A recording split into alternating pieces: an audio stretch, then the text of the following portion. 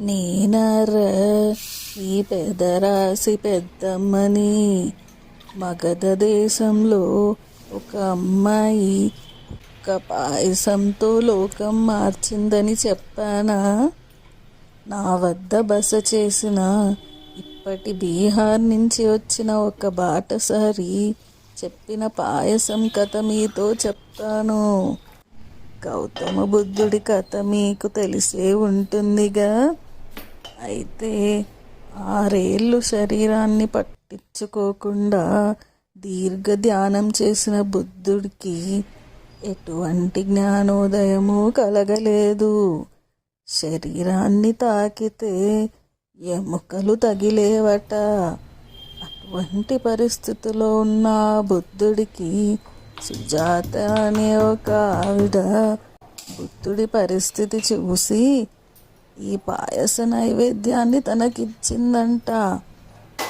ఈ పాయసం తిన్నాక శక్తిని పొందిన బుద్ధుడికి అర్థమైంది ఏంటంటే, మనం ముందు మన శరీరానికి సరిపడా బలమిస్తేనే ఏ పనైనా సాధించగలం.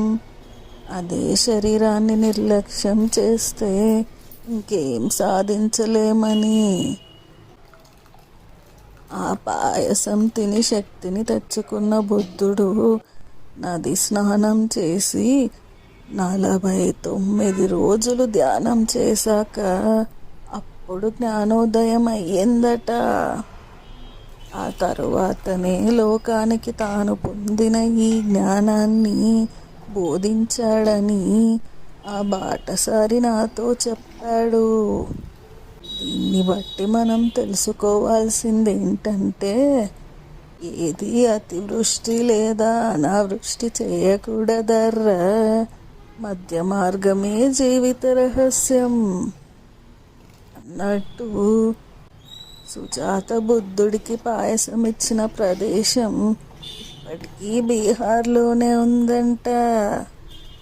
అలాగే బుద్ధుడి తలపైన 108 నత్తలు ఉండేవట. ఈ కథ మీకు తెలుసా? మరో కథతో మళ్ళీ కలుద్దామర్రా.